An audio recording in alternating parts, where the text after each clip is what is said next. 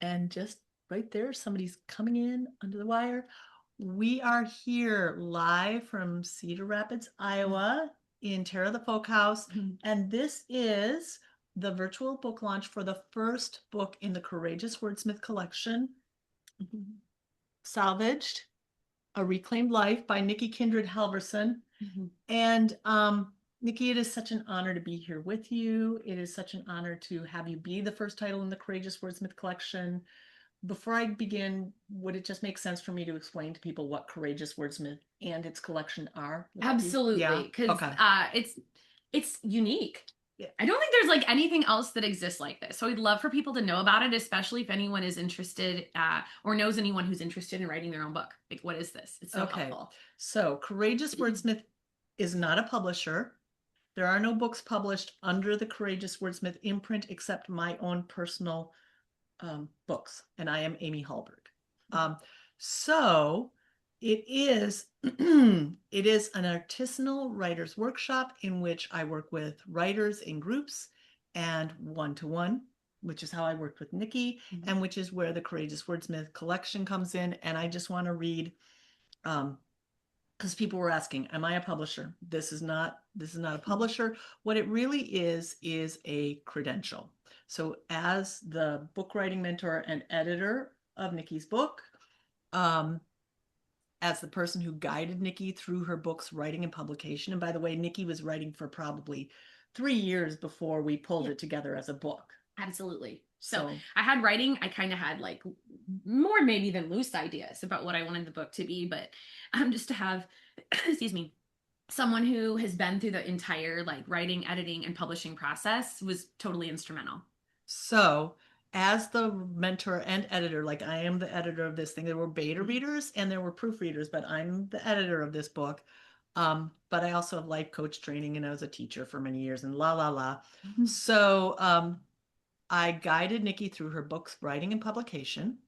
And to be clear, I am not the publisher. Nikki is an indie author. And that's a little different than self-publishing because she worked really hard to make this a professional quality book and she worked with professionals to do that. Yes. So it's a kind of a credential. And Nikki owns her own work, but we have been active collaborators throughout the course of this project. Yes. So that's what the Courageous Wordsmith collection is. And it's a lifelong dream for both of us. And this is where I want to go with the first question for you, Nikki. Yeah. Okay. I'm ready. So today is the virtual launch. It's sort of a morning after, which allows you to have slept on it. And I'm sure there are thoughts that did not get expressed yesterday. Oh my gosh, so many. Yeah. And a lifelong dream fulfilled for both of us. And yesterday was not a date chosen randomly. No, it was not. So yesterday was August 8th, 2026, and it marked the 15-year anniversary of Eric asking me to be his girlfriend. So it was close on the heels of my wedding to Jordan. I was kind of a maniac in picking that date, but it's just one of incredible significance to me. Okay, so for someone who's listening to this, so a lot of the people in this room, oops, oh, I know this person. This is the person who introduced us. Hi, Erin. Yeah. Erin's the person who introduced us. Yes. Okay, so catch us up. For people who don't know who you are, who maybe are listening to this later, so this book is clearly about house renovation. You can see salvaged. It's, a rehabilitation of a house that's been salvaged. But you just mentioned that you chose yesterday's date because it's the date that Eric asked you out, and yet you're married to Jordan. So what happened? Well, a lot of things. I lived this wonderful, beautiful life with Eric. I bought my late Victorian home with him. We were in the process of fixing it up. It has quite a story of its own. And Eric was killed in 2020 by a drunk driver. And so, right before the pandemic. Yeah. Right. Like, so the day after his funeral, the country like shut down. So if I had I couldn't even have his funeral one day later than I had it on March 14th, 2020. Yeah. Which, I mean, so in the book, you talk about how he was always late. He was always late. You were always last minute, but you were always right on time. And how you actually were like, of course, he was going to be my late husband. Yes. Yeah. Eric taught me a lot about time. I have a fascination with time. I love my antiques. I love history. I've been a student of that forever. It's been my passion forever. And Eric joined me in that. Mm. I actually have written here, I have notes. I actually have written on here Salvage, the book, Salvaged. Mhm. Salvage is a race against time, It always is. and the reclamation is the difference between something being non-extant and Hmm. extant. Yeah. Um, so do you want to, and that role of time really, really became very important in this book. So first of Oh, all, do yeah. you want to explain to people what extant, I may be pronouncing this wrong, Yep, extant that's correct. and non-extant. So do you want to Yeah. just talk about that? So those are terms that are often used in the world of historical preservation. Whether I'm writing like a nomination to get something to be a historic district, you talk about this home is extant. It still exists. Or if it's non-extant, it does not exist anymore. It was torn down. And I use those terms in the book, kind of in the dividing chapters. Right. Or like the part 2 and part 3 are called extant and non-extant and extant. So What was the first one called? First, it this just is gives the definition of salvage. So okay. people know. Yeah. So it can be a noun, property saved from destruction in a calamity, such as a wreck or fire, and salvage as a transitive verb, something you can do, which Eric and I did, and I still do, and Jordan does with me now, to rescue or save, especially from wreckage or ruins. And those are Merriam-Webster dictionary definitions. And a transitive verb has an object as Mm-hmm. opposed to an intransitive verb, right? Yes. So a transitive verb, the object that you are salvaging in this book, this house Mm-hmm. and your own life and the memories of Eric Yeah. and a reason to go. Like it's you're salvaging a lot of things. Yes, that's and that's funny because I wasn't originally going to call the book Salvaged, but those themes were just hitting me over the head after I did more and more writing. I'm like, yeah, it's actually all salvage. And even to do my writing, I was looking through the older pieces I had written because we've worked together like 3 years, 3 of the 6 years I've written. And I was digging through those first pieces I wrote. None of them got into the book as they were written, right? So I'd go through those and pull out the things that I wanted to keep or write about in greater detail. So I was even salvaging from my own work to write it. It's just was an omnipresent theme. Okay, just a second. I'm making a note to myself. Hey, Mm. Aaron, at the end of this call, I would love for you to come on and we introduce you. And I'm giving you a heads up because I don't want to put you on the spot, but I'm totally going to do it later. So, not right now, but keep that thought. I'm going to mute you again. Oh, can you mute yourself? Yep, perfect. Okay. So, I want to read just that we're actually, we thought about reading clips from the book, Yeah. and we probably aren't because I think we have plenty to talk Yeah. about. But I did want to read this one little quote because I think it's really important, which is Eric wasn't just some guy you married. Yeah, He no. was your best friend pretty much from ninth grade on. Yeah. Like you didn't date after a while because you were such good friends that you didn't want to date because you didn't want to ruin it because you were each other's favorite person in the entire world, basically. Absolutely. And I wanted no chances of losing Eric. Yeah. Ironically, this And so happened. then at a But certain point you actually did get married. yes, yeah, we dated and we did get Actually married. bought this house, then got married. Yes. The house first. Yeah. And what you say about Eric, there's this one line, it's on page 28 of the book, where you say, as he always had, Eric brought pieces of me back to myself when I felt the most demolished, making my life okay again. So the irony of this book is he's gone Yeah.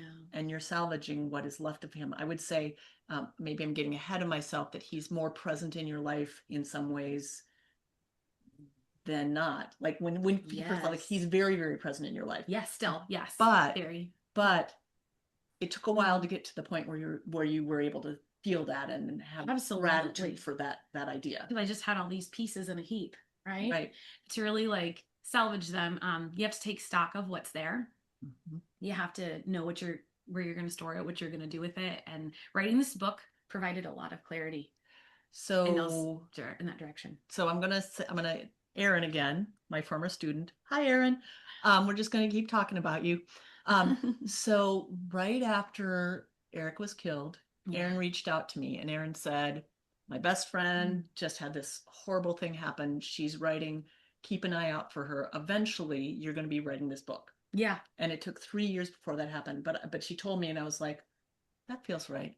So you started writing a book, but you Mm. also just started writing. So can you talk about the process by which you started writing after, we're sitting in the house where we're very close to the front door where the police came through the front door and told you that like everything had changed, Yes. right? So Mm-hmm. what was your process about just starting to write?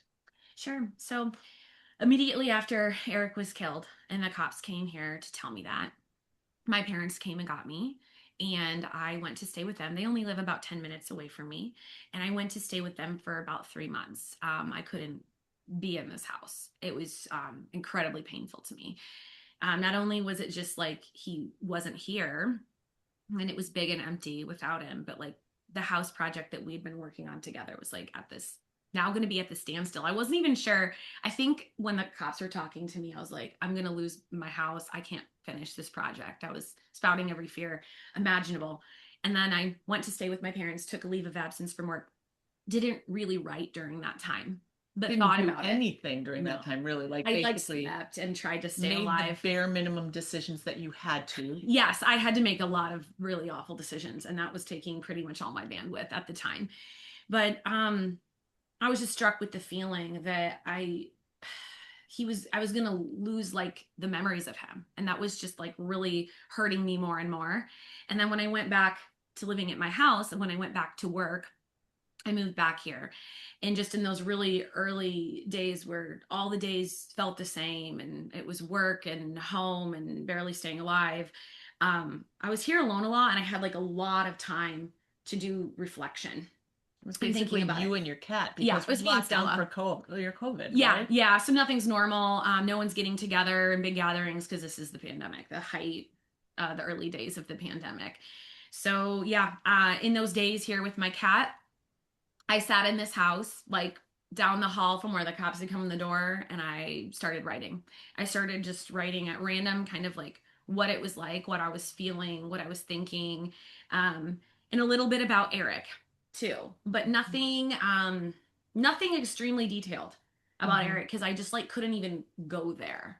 I could write about what he meant to me, but I wasn't really putting him in scenes on a page. I did not write the vignettes until of him at the start of the book until like much, much later in my writing process. I want to read you a quote from Mm-hmm. page 12, and I want to know when you wrote this. Okay, Okay. go for Okay. it.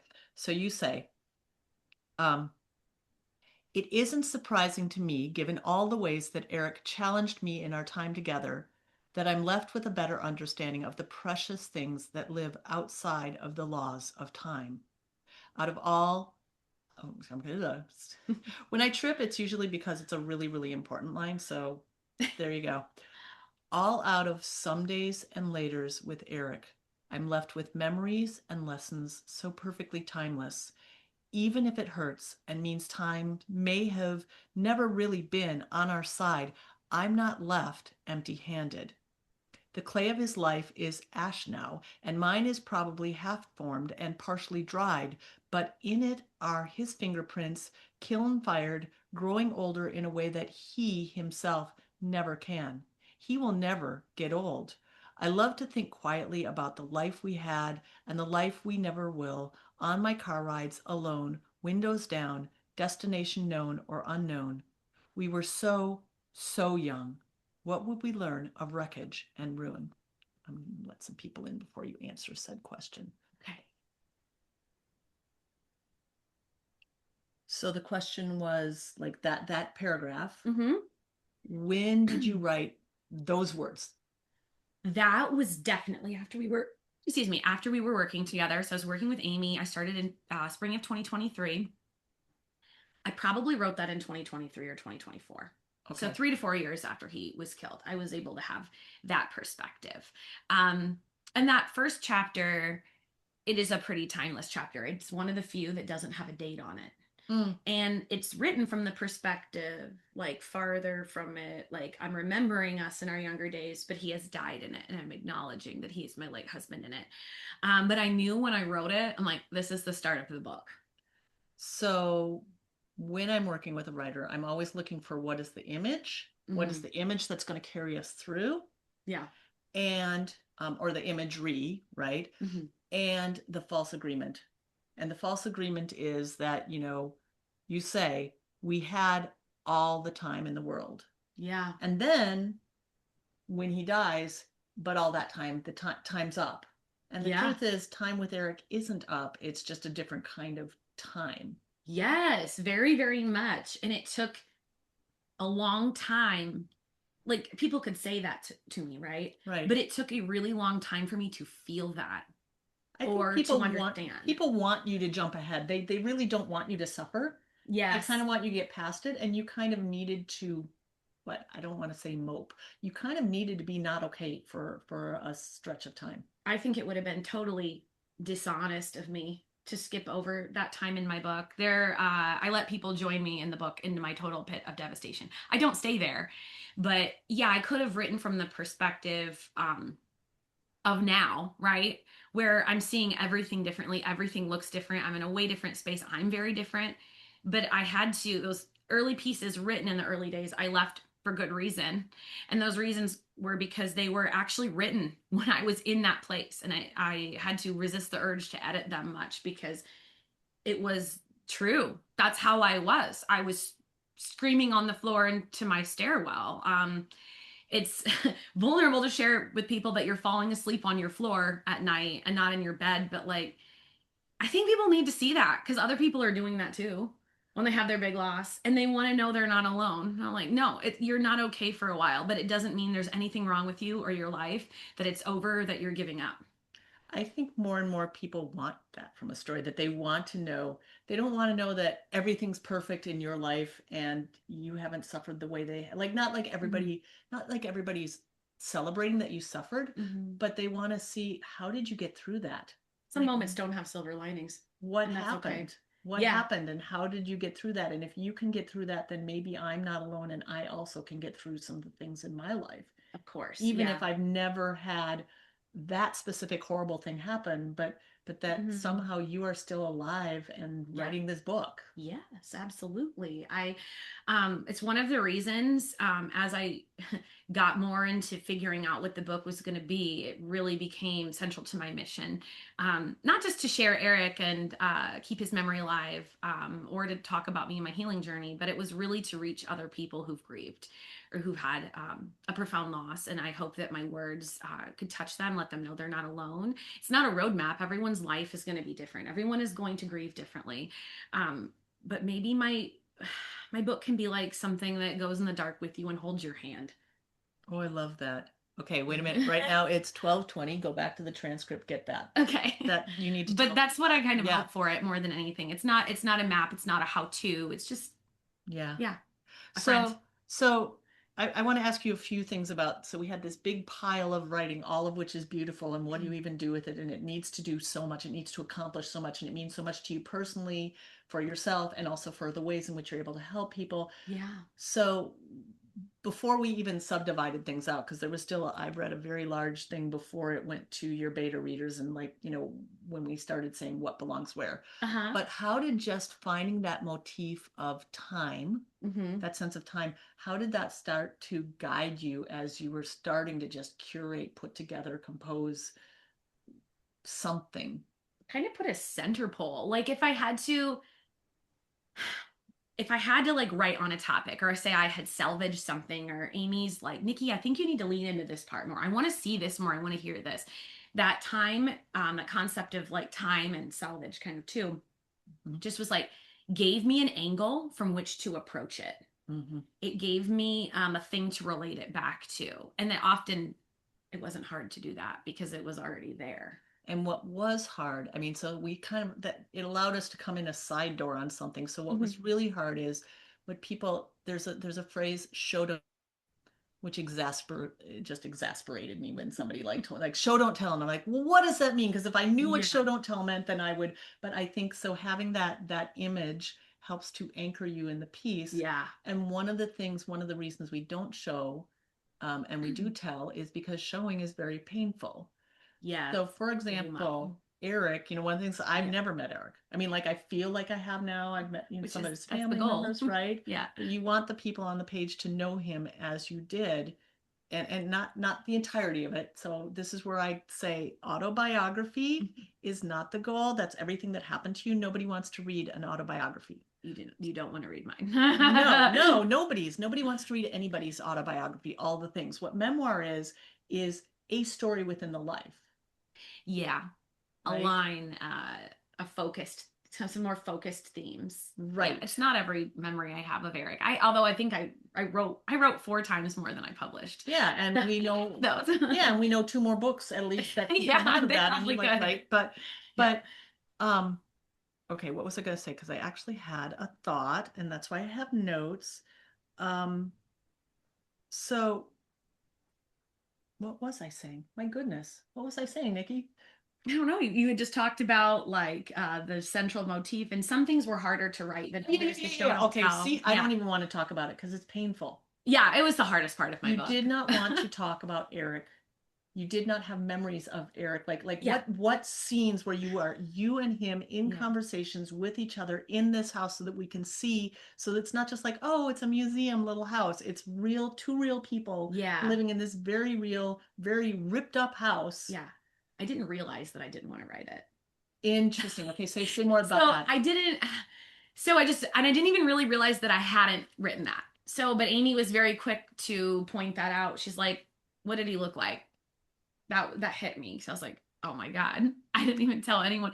I'm assuming everyone's me reading the book or who's met him. No, no, there's going to be complete strangers reading this. What was his hair like? What were his mannerisms? What was his like tone of voice? Like, what was he wearing? And I'm like, oh my God.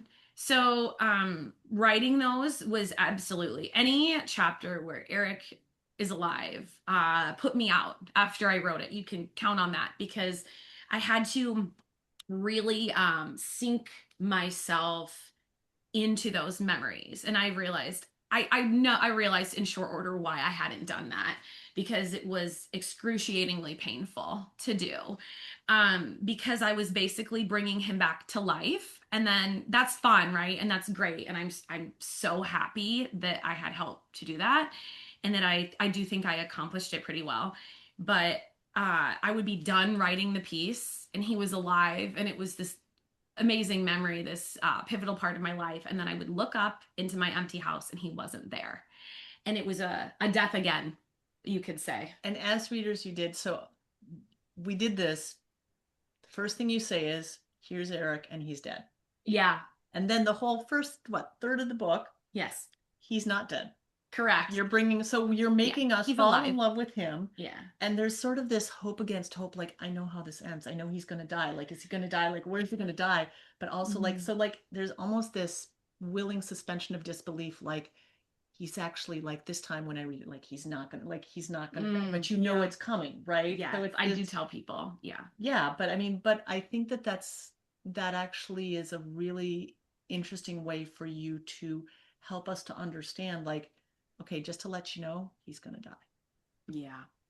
I think people will read it so differently too that way. If I hadn't told them, what an awful surprise, and I could have like, given people the gut punch I got.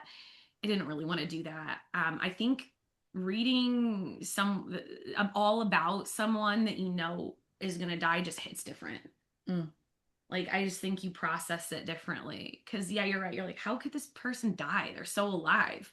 Well, when you know something's coming to an end, it's almost like you stop and look around and you see what are all They the get to do what I things. didn't get to do in my own life because I had no idea it was about to end. Can you share kind of what that morning was? Like what happened that morning? Like, It started like any other morning. Eric was going to work overtime at the Amana factory. I told him I didn't want him to because we had our carpenter coming to work on the drywall. Our whole upstairs was torn up still.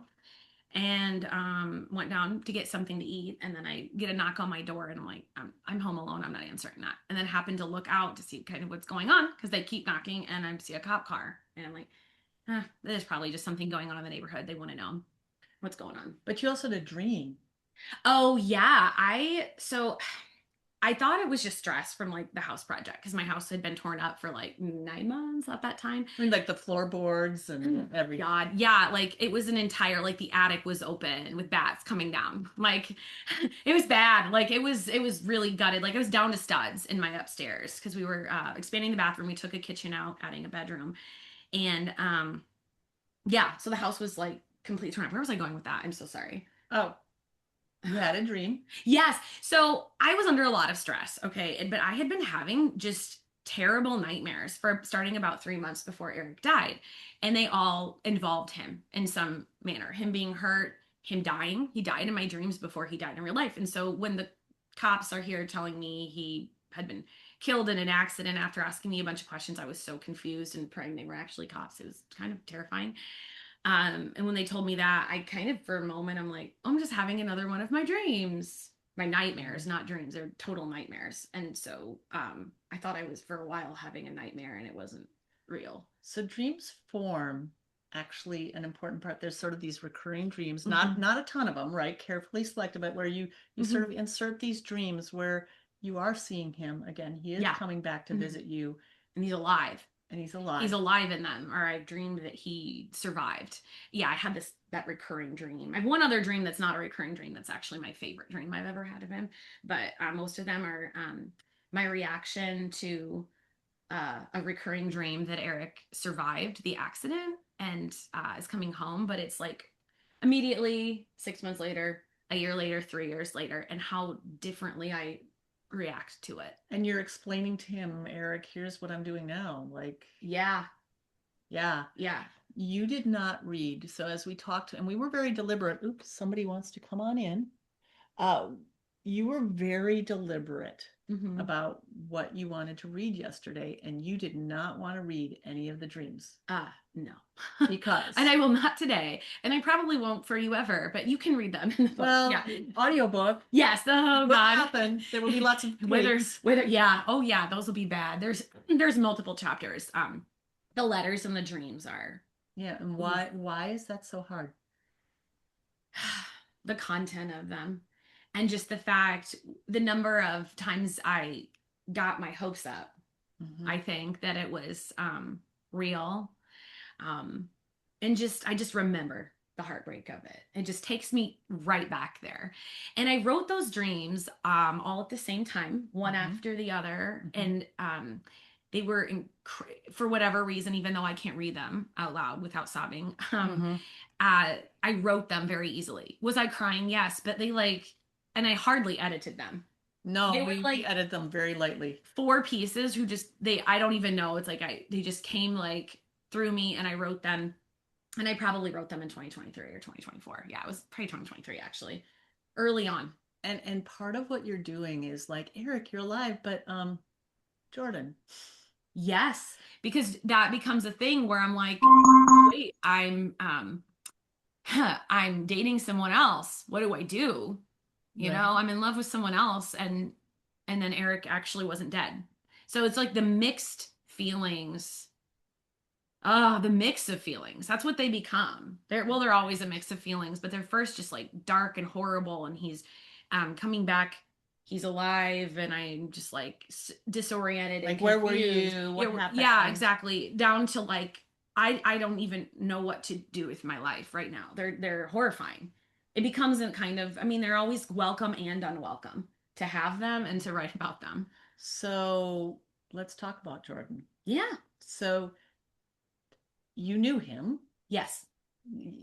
I've had the pleasure of meeting him these last couple days, spending quality time with him, and it's very clear. Like, no, there was interest there before. Like, you liked him. He was a lovely person that Yes. you liked, but you were just never like. So you might have dated him, or like it was interest. It was introduced the possibility. And you're like, Yes. yeah, not no, that's not happening. Or It whatever. never worked out. Like we were just, yeah, our moms knew each other. They worked together for like 20 years at the Cedar Rapids Gazette, and we knew of each other. We knew each other. We even attended the same high school. He's a grade below me, so we didn't But hang out. when he came back into your life, it Oh, wasn't yeah. like, oh, let's date each other now. No, no, So God, how no. did he talk about how he got back into your life? Sure. So, as I mentioned, my house was incredibly torn up when Eric was killed. And it's the strange pandemic time. And I'm having to figure out, like, I hadn't even lined up contractors to do everything. Like, I didn't know who was going to do my tile, who's going to do my floors. I did have a carpenter, and And his name is Frank. We made sure. I'm like, without- Nikki, he keeps showing up. Give him a name. So Frank is in my book. Wonderful Frank. Frank was actually, Yeah, I met him. Lovely showed guy. up Yeah. the morning Eric died. Yeah, amazing man. So, but I didn't have anyone to do my floors. And like to progress forward and get, I needed to get the floor sanded before my salvage trim could go into my house to make it back into a home and not a bat cave. So, um, my mom had been like, hey, Jordan King, I'm like, yeah, I know him. I'm like, we're friends on Facebook. Like, we're not close or anything. But he and his uncles used to do floor restoration together. I think his uncles still do. I don't know, maybe he still does. I just needed opinions on my floors. Not even to like hire them, but like, how do I even do this? Like these are in really good shape because they got covered up when they were 20 years old when someone just decided to enclose the staircase and they put different flooring over the top of them. They're in beautiful shape. They were 20 years old when they were covered up. They're now 120. They have nail holes all over them, but they have this beautiful stain that I'd love to keep. It's like, what do I do with these damn things? So my mom just kind of reminded me that I could reach out to Jordan. And at that time, like businesses Frank, weren't just coming to just a houses. second. And Yeah. Frank was just gave you suggestions. He wasn't going to do the work for you, right? No, he doesn't do floors, but Okay. he was my carpenter and he did like a lot of the framing. He didn't do the drywall, hired a different person for that. I think he did the mudding on it, taping mudding, Okay. but someone else hung the drywall. He uh he did a lot of my he did all my custom trim in the back area to match the trim in the rest of the upstairs, and then he used the salvage pieces that put in my Right. salvage doors because I used some pieces in my house that were from Saves Your Heritage or other places that had been taken from homes that were torn down. And so, yeah, Frank did that, but he did not do floors. So that's why I needed to reach out. So I reached out to Jordan, got a response almost right away. He's like, "Oh, yes, of course, I will help you. My family and I are incredibly sorry for your loss." And I said, "Well, if you come over and look at them some evening, I'll make you pizza. I'll make a little meal because you're asking somebody to do a favor. You're like, this is the least that I can Right. do is get you a meal." So yeah, that's how. And he just kept showing up. He noticed that my life and my home was a wreck and crap was terrible for me. And it wasn't just, it was, he helped you put your house back together. Oh yeah. More, even like you were like, oh, no, I don't need your help. And he was like, well, but I'm going to. Yeah, it's like, well, how are you doing it then? Because you're like barely hanging on. He could see. Like I was a mess. It was 2020. I was like trying to hold a full-time job and finish my house project. I had a lot going on and he just saw he just saw every opportunity. What are you doing with this? Why is this over here? He just kept asking questions and saw what needed to be done and offered to be there and always showed up. It was And I think what's amazing. unusual, so like at a certain point, you start to recognize that there's this attraction between the two of you, Yeah. that actually you would like to be with him. Yeah. But part of that is he's actually interested in hearing about your first husband, which a Yeah. lot of men might not be so interested in. That's really rare from anything I've ever read or seen. There are relationships where this happens for widows and widowers, but I don't think it's the norm by any means. I was just so taken aback by I just loved having Jordan around because he's more of a listener, but Mm-hmm. he definitely knows how to keep a conversation going. That's one Mm-hmm. thing. There was no he let me have my sad silences. He never tried to talk me out of any of it. Mm-hmm. But he was one of the first people in my life because he hadn't known Eric. So I got this opportunity to share all about Eric. And at first, I mean, it was so nice. It was hard, but it was nice because everyone else knew the stories of Eric and they weren't asking for them.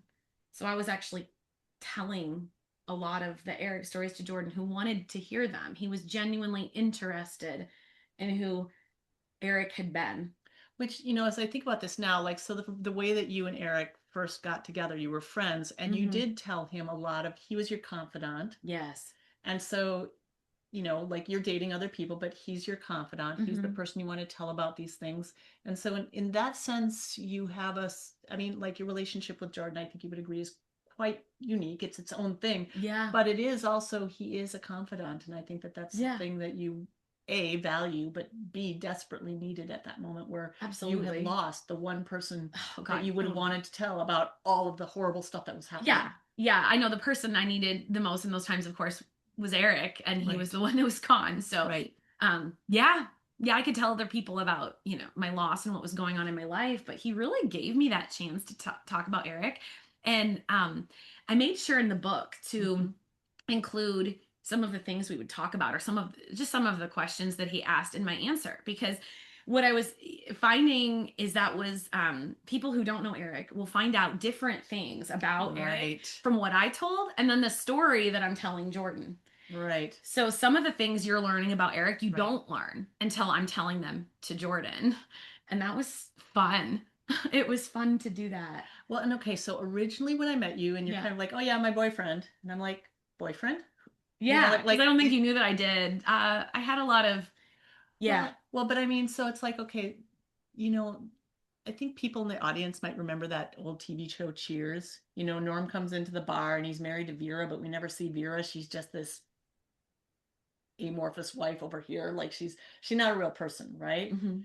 And at a certain point, it was like Jordan really plays like once we start talking about the house, especially, Jordan really plays an important role. So what was it like writing about, it's one thing writing about Eric, who's Mhm. gone. Yes. You have his family members and the people who loved him, of course, that are you're thinking about how this lands with them. But Yes. Jordan's a real living person that you're still in relationship with, that you're writing about. So how is that different for you? Mm. I mean, it's easier to write about people who are still alive. I didn't even know that I wanted, when I started this book, I thought it was just going to be about me and Eric. And I was like, no, it's also going to be about my healing journey. Mm-hmm. And then I just realized I couldn't share that without mentioning Jordan. Well, that came when we started really Yeah. focusing on the house, because so I want to draw people's attention to, where's my book? So here's the cover, okay, and you can see, and I want you to tell me about this in a minute. Yeah. But what you gave me was this book, Yes. Honeymoon Stories in Ireland, which is Uh-huh. far from Cedar Rapids. Yeah. Poetry. So there's like dreams. There's a lot there. Uh-huh. Yeah. I think once we decided, like saying, Nikki, just focus on the house. Mm-hmm. The honeymoon, there's some really great stories that can come later. Yeah. But once we Different. focused on the house, it became really clear then who needs to be there. It's almost like the book starts to tell you, Yes. once you have sort of your theme and your sort of frame of how you're going to tell it, the Yeah. book tells you who needs to be part of that story and who Definitely. does not. Going back to memoir versus Yeah. autobiography. Uh-huh. And I was living like the rest of the story. Like when I met you, the story wasn't Yes. done. I was actually living the story. So Yes.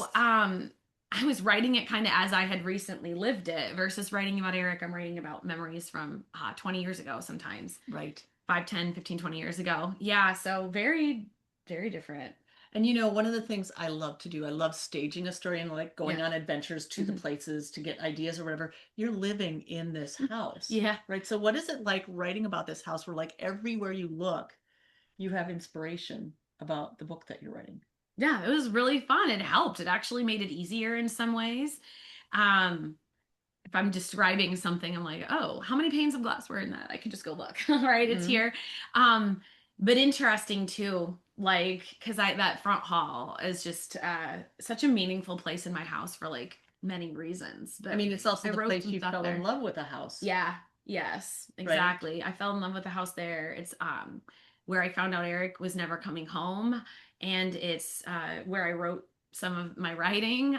There's a scene that takes place in one of my chapters, chapter 27, and it's also where for anyone who follows me on Facebook, I did a little unboxing video of my book when it arrived. So I've done a lot in my front hall, and yeah, my house has just been here for it all. It's been the backdrop and a character in my book. Okay, and there is a cameo that you always knew you wanted, and that would be your cat. Oh yes. So talk about the cat, because I think part of what you did that's so beautiful about this book is like you don't hide us from the worst parts, but there's also a lot of joy and a lot of there's a lot of a wide range of emotions in here. Yes, yes. And I think Stella allowed you to do some of this. Can you talk a little bit about Stella? Yes. Stella was the kitty that Eric and I kind of found her together. I found her at my parents' acreage at a hard time in my life when I was moving or trying to move back shortly to Cedar Rapids and kind of get my career started. And Stella was a rehabilitation project. She was probably my first one before my house because I found her. She was sickly. She was dying. And Eric and I were able to rescue her, but she's a spicy diva cat. And that's the thing you need to know about Stella is that I belonged to her and not the other way around.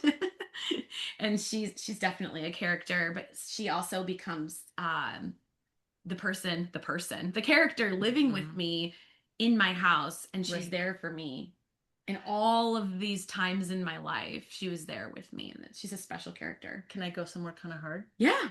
She's also the only baby that you and Eric will ever have. Yes. And you were actually hoping to have children pretty soon. That's what the Yeah. house Mm-hmm. kind of meant. Yes, that's why we started working on the upstairs. We didn't need two kitchens. Our last renter had moved out. We'd saved up our money, and um, we wanted to open the back stairs so that we would have front and back. Just the flow of the house would be better. And then we were making another bedroom.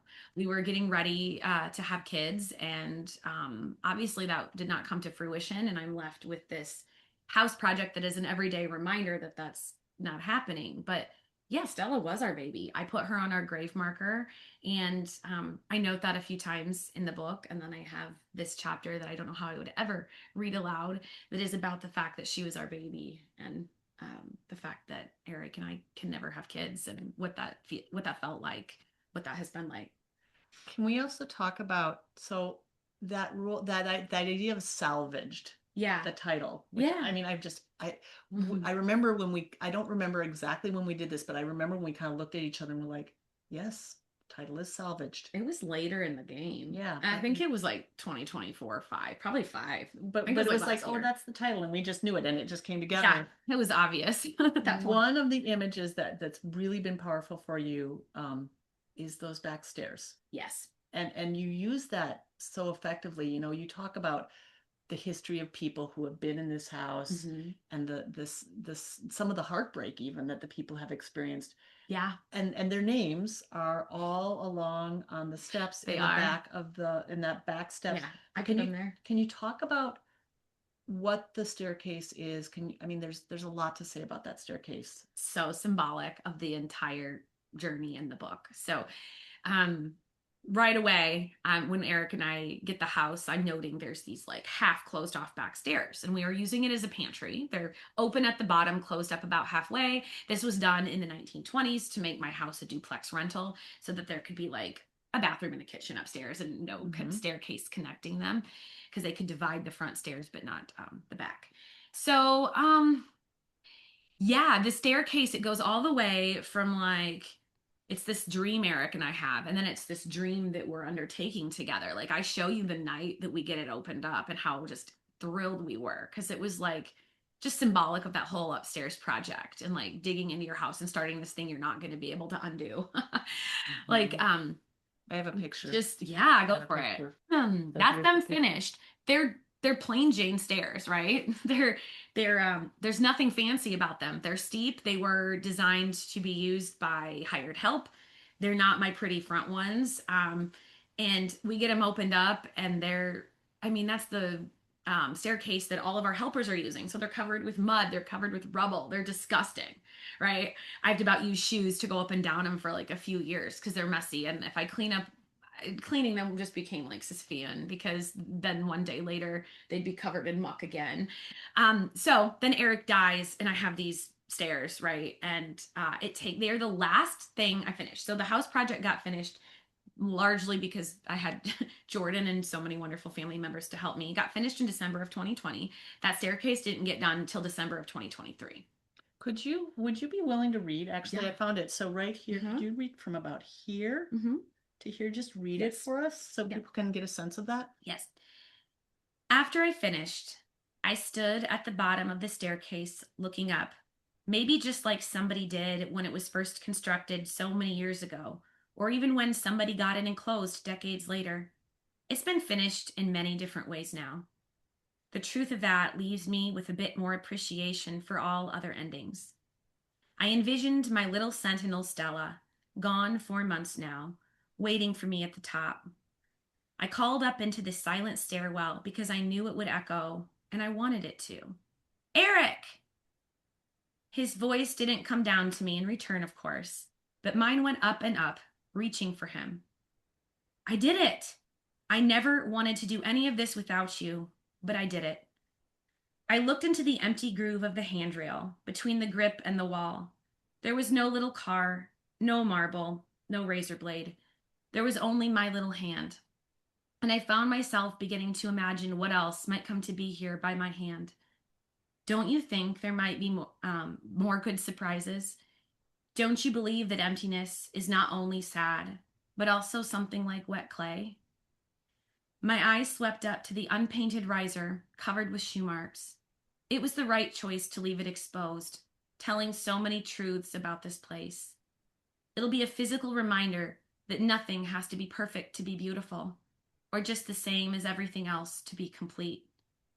Maybe I'll tell guests that I've left that last riser for Eric's paint job. These second chance stares are a gift to the part of me that always saw the potential in them.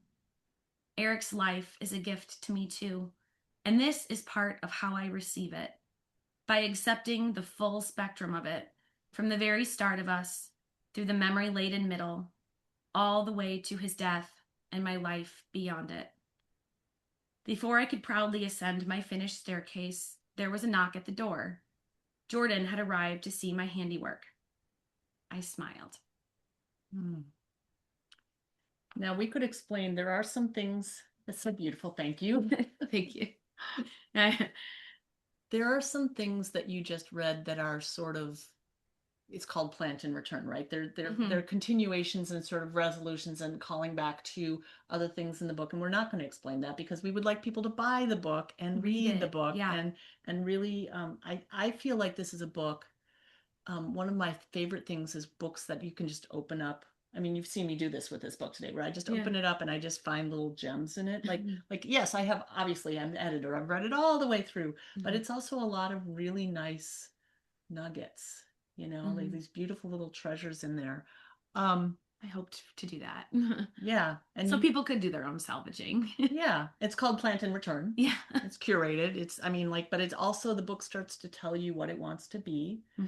And your book lands on kind of a bittersweet ending. Like when you were writing this book, you didn't set out to end it in any certain way. That I didn't know how I would end it, or what that was a surprise. That's not quite the end. How does it feel to have the bittersweet endings? Looking at the book now and like the idea of the whole thing, how does it feel? Oh, I think most endings are bittersweet. So many of mine have been. Like maybe just bitter at first, but when you look back and you're like, there was some sweetness in that, something good. It feels awesome to look back at all the things I lived through and all the things I was able to capture. And just remembering myself and my life at those times, and the wonderful people in my life. The changes and the way I see the world and my relationship with God and just everything.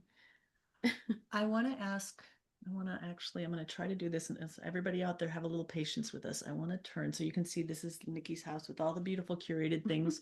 Among them is some artwork by Jordan, but we are not focusing on that because I want to focus on a very specific piece of artwork by Jordan. Oh, it's not by Jordan. That's by my cousin. That's by your cousin. He did a digital art. Yeah, he gave that to me at Eric's visitation. So he did that so quickly. Okay, well then, okay. Yes, okay, but then in the book there is a picture that Jordan did, yeah? Yeah. Okay, so we see that. So Eric's been watching over us this whole time, but there is a piece of artwork that 247. 247? I think it's 247. I think so too. Yes. Okay, that's right. Okay, so this is Jordan did this. So this is is it a pencil drawing or is it? Yeah. He just did a pencil drawing. And that was his independent decision. I did not ask him to draw this, and he drew it as a Christmas present. The first Christmas we were spending with Eric's family to continue a tradition, he drew that as a gift for Eric's mom and stepfather. Okay. So it's one of my favorite early memories in our relationship. I have two more questions for you. Yeah, I'm here. And then I want to make sure that we have time for audience questions. Okay. So, the house photo, you wanted to talk about this. You did not talk about this yesterday. So everybody see the house photo. Tell us about that. So, okay, there's like a black and white half, and then there's a color half. So my amazing book designer, Paul Nylander, came up with this. So I sent him Illustrata Designs. yes, yeah, give him Amazing. all the Yep. props. Oh, Yep. amazing man, Very talented. crazy talented, and just great to work with. Hmm. I gave him a bunch of pictures. He'd had me do like research, go to the bookshop, look at 20 books that you love the art for and tell me why, and then submit all these pictures. And I got interrogated pretty good by him, but he came up with prototypes. Yeah. Do And you this want is to walk people actually through? like a mix of different ideas that he had. So I first just submitted like I have some paperwork that is related to the first family who lived in my house. I have like a certificate of their marriage, and I have a census record from 1905. I write a little bit about that family in my book. They are a family of tragedy as well. And the top picture was amazing to use for salvage because it shows my house directly after the flood of 2008 when it had to be gutted because water came 3 feet onto the main level. So it shows my house in total disarray. And then it shows Eric on the bottom too, digging into my upstairs project in 2019. Even onto the spine, there's like a handwriting sample from Eric. Paul did a beautiful job. But he came up with this concept. So this concept on is a torn up picture of my house, but the dark side is the earliest photo that I have of my house. It was taken in 1962. A local historian gave it to me, and the other picture is me sitting on the front steps of my house the day that I got it in 2014. So as Eric and I are moving in, my mom took that picture. And he linked it all up. He said it was kind of hard because the landscaping was pretty different. And you'll notice one is a summer picture and one is a winter picture. So I thought that was so creative. A mix of the past and the future, Yeah. and the black and white and the Oh, there's more color. stuff. There's more stuff. Share the goodies. I mean, like this is a scrapbook kind of book. Yeah, it is. And it has, there's like 15 other photos in the book, and then a sample of one of the anniversary cards that Eric gave me as well in there, what he wrote in it. So, yeah, there's just like there's a lot of detail on this. And it's fun because this is my house before the flood. This is after. You wouldn't know that it's been through absolutely horrible things itself. And over 1,200 homes in my neighborhood were torn down after that flood. So my house is one of the older ones that lived, you could say. And that's because the family who lived here at the time didn't have a lot of money, didn't, they had to all work together as a family to save my house. And it has a remarkable amount of its original wood and trim downstairs, which they had to save by hand. It was covered with river and sewer water. So my house has literally been full of it. It's been through the whole spectrum, but it is still standing. You would never know that it has been through that. It is very clean. It's a really, really nice old house, and the foundation is in amazing shape for being 125 this year. So this is fun. I didn't really do much to celebrate its 125th anniversary, but I guess I put it on the cover of a book, so that's like a really nice way to celebrate. So we Going really back to there's so many things we haven't talked Yeah. about, like salvage Yeah. and I mean so many things. But I think I want to save time. We're running on the time. I hope people maybe are willing to even stay a little moment long for the questions. Yeah. Two questions from me, and then we'll move on to that. Okay. So one, what's the question you wished I would have asked or that I haven't asked that you would like to say? What's the one thing you want to make sure that people know about this book? Okay. Couple things. Not a solo project. I did not do this all on my own. I had Amy, I had Paul, I had the encouragement of my family and friends. I come from immense privilege and safe foundation. I have a wonderful church family. I have friends from all phases of my life, some who've known me since the day I was born, and some I met recently, who are all such an integral part of this, and I couldn't have done it without them, and it's for them too. Okay, final question from me. Okay. Do you think Eric would be proud? Man, I hope so. But yeah, I know he would be. What would he say? I'm sorry, Nikki. No, it's good. I knew you would. I knew you could. He always believed in me. That was the thing about Eric. If I was jumping headfirst into something I'd never shown any aptitude for, never done before, he just knew I could do it. He knew I could do it before I could do it. Eric's the reason I started so many things in my life, and the reason I've moved on so well too, because he just always wanted me to have and do what brought me joy. And this did. It was hard, but it did, and I did so much of it for him. Thank you. Thank you. Sorry. I'm going to give you a moment to just pull yourself together. We have some asks and some audience time for audience questions. You can buy the book on Amazon. Yeah. And if you read it, it would really help other people to find this book. I think this is a book that people want to find and need to find. So reviews on Amazon, Goodreads, share it with your friends, share it with anybody that you know who has had loss, or anybody that knows somebody who has had loss. If just let people know this book is here, because it's a beautiful book, and whatever you can do to support Nikki, it doesn't take a lot, but we appreciate that. Oh yeah, big time. Seriously. And even just being here today and even reading it and telling me what you think. You can reach out to me after every chapter if you want. I could not, even if I'm inundated with messages, I'll love it. If you have thoughts, if anything resonates with you, I would just love to know. Okay, so we have time for audience questions. I'm going to ask if people want to, we can stay on a little bit longer. Jim and Deb say he would tell you, go be amazing. Yes, that's absolutely. He always did. He always believed in me. And I guess my question then is, like, do people have questions? So you can raise your hand, you can say in the chat that you have a question, but would love to.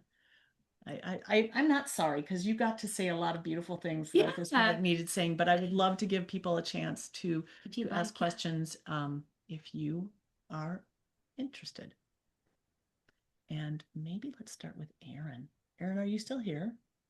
She's there. Erin, yeah. Hi, Erin. Hi. So, how's it feel to? I'm looking for you, Erin. I'm trying to find you. I'm here. I have myself pinned. Where are you? How does it feel to be Okay. a co-conspirator? No. Yeah. So what's it like sitting in the audience, like hearing Nikki talk about this book? I mean, it's a little surreal because I already knew. Can you lean in a little closer? Because I want to make sure to get this on the recording, Erin. Yeah. Can you hear me better? Yes. Yeah. Let me arrange some things here with my coffee. It's a little surreal just because I always knew this day would come, and now we're here. There's another one who's always believed in me. Their names are so similar. They're only one letter off. Aaron and Eric. And you guys met in kindergarten. Yes. Kindergarten. Mrs. Fox, as she's here. Elaine Fox, my kindergarten teacher, is here. And Aaron and I have been friends since then. 33 years. She was my beta reader on this. She always knew I would read a book. She's always believed in me, and she introduced me to Amy. So, Aaron, thank you. I don't know how to talk. Hi, you're talking. We hear you. My kindergarten teacher, Mrs. Fox. Aaron's too. Yes. Didn't I have Aaron? Yeah, I had Aaron. Hi. We'll have to catch Very, up. very proud. I'm gonna love the book. I hope you do. It is so lovely to have you here. Thank you for being with us. Yes. Do you have any questions for Nikki, or just wanted to say hi? No, I saw the romance starting with, why can't I think of his name? Eric or Jordan? Jordan. Jordan, yes. Developing, and so I was so thrilled when it really did. I'm a romantic. Well, me too. I can romanticize about anything, as you will find out from reading my book. Even a house that has been lived in by raccoons for 10 years, I can romanticize it. Well, I'm very proud of you. Congratulations. Thank you so much. How about you, Erin? Any questions do you have? I guess I've asked a lot along the way because I was one of the beta readers. So I had the privilege of a few different lenses where I could be a little critical of the writing and ask those deep questions. And then I also had the advantage of knowing Nikki for a lot of her life and being able to picture her parents' house and acreage and Eric and our middle school that she talks about and their beautiful home and meeting Stella. So um, I've asked a lot. I guess the one question that really comes to mind would be, why did you choose vignettes when I personally know that you are also a very talented fiction, nonfiction storytelling writer? The vignettes, because I really, after working with Amy for some time, realized I really wanted to immerse people in the story. And the vignettes are such a great vehicle with which to do that. I wanted you to feel like you were standing in the room with me and Eric. I wanted Eric to matter to people who didn't know him. I wanted them to feel like they did after, or at least kind of did, after reading my book. And I don't know how I would have accomplished that without a vignette, without vignettes. They also tightened up. So like, and you know this, Erin, there were a lot of words in that original. Like when I first, before it ever even got to you, there was a very large manuscript that came my way. And now we're down to, including the about the author page, 311 pages, which is, still a substantial book, but it's a readable book. It's a book that it's not War and Peace. Right. I handed Amy and Aaron War and Peace, so God bless them. They survived the war. So it was a way of making it accessible because it needs to be people don't read. I didn't want to inundate people either. I wanted it to be an enjoyable experience and not reading it and going, all right, we get it, move on. And I submitted it all because I wasn't sure which pieces. I was pretty sure it wasn't all going to go in, but I'm like, okay, I like all of them. So help, SOS. I need help in picking the ones that you feel are the most pivotal or that have the biggest punch or show the most important things about Eric. I needed help. You also, I mean, sometimes like you need to trust yourself as a writer putting things on the page, but when you're editing your own work, I think the instinct is to cut out things that maybe the rest of us would like to read. And you're like, oh, no, nobody wants to read about that. Oh, yeah. It's like, and then the things that are so important to you, it's like, well, if you want that on there, you're going to have to bring us along with because it doesn't have the emotional resonance for us. Because you didn't have the context. You had to do a lot of contextualization and build things up. Right. Great example of that would be the chapter where I'm cleaning out the fridge after Eric's died, and I'm having to throw away the last meals he made. And I was like, that's kind of like I'm talking about wanting to eat a moldy burger. I should probably get rid of that. And Amy's like, hell no, put that. No. I think that's it's very powerful. Right. So people see power where you don't. Like it's so important to have, and you were talking yesterday how like having a mirror to see yourself in other people. I would never ever write and publish a book without beta readers and significant. Well, we want ourselves to be attractive, and yet, okay, if I'm going to let you see sort of the harder sides and stuff, you want to be sure that you're not just sharing something that's just self-deprecating or like that it really offers something. It's not just it's doing some work for you. Yes, the pieces, I guess that's exactly what I was going to say. You just wanted to know or find out which pieces were doing the most work and that would and Erin did a great job of oh my God, yes. paring it down. Absolutely, as did you. And then just there's one I threw out on the final read through. I got done reading it and I said, hey, I don't want to edit this. Can we just not? I just decided on one read through and I'd held on to it until like, I don't know, this last winter. And then it was a last minute decision not to put it in just because I felt like I was reading it and I'm like, they don't need to know this. And it's distracting and it isn't doing work that I need done for this book. Are there any, so we're wrapping up here. Are there any final questions? Last chance. Otherwise, do you want to thank your audience for joining us? Yes, of course. Just going to give people a couple seconds if they want to think of something, because I know it can take a second, but I can talk as we do that. Thank you guys so much for your interest, for your support, for cheering me on. Even just when I was in the trenches writing this, having people ask me, how's the book going? How's it coming? It was great. I had so much encouragement to do this and so much encouragement to go on in my life too. Even to date Jordan, that was a huge surprise. I think I expected way more hurt and anger from other people when I was moving forward with Jordan. I knew in my heart that what it would mean. It didn't mean that my grief over Eric was over. It didn't mean I was replacing anything. And I knew I would show people that, but that it was going to take time. But I was just overwhelmed by the reception of Jordan by other people, because I had just read horror stories from my young widow communities when they had started to date again. Just like things you would not even imagine are possible.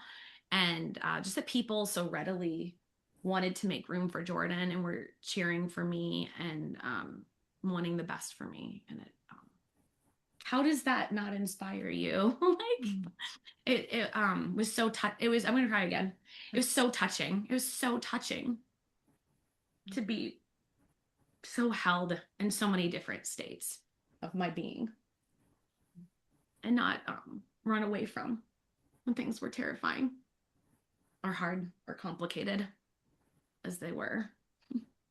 So thank you. And thank you, Nikki. Thank you, Amy. You never ran away either, even when I submitted the War and Peace transcript. No, it was great fun. Okay, I'm glad you had fun. Because Salvaging the chapters. Thank you, everybody. Thank you, guys. And this recording will be available. Nikki will have links if you want to get on our mailing list. Well, no, we'll send it out to everybody here. But yeah, the journey continues. It does. It's never over. I kind of like say that in my book. There's endings and beginnings, and it's constant in life. So yeah. Books just started to be out there. The book's just about to tell you what else it wants. I know. To like, what else is it going to become? Where am I going next? I know. I'm its student now. It's going to help create me. Okay. Thank you, everybody. Thank you, guys. I appreciate it. Please tell me I was recording. Oh, yes, I was. Okay. Stop the recording.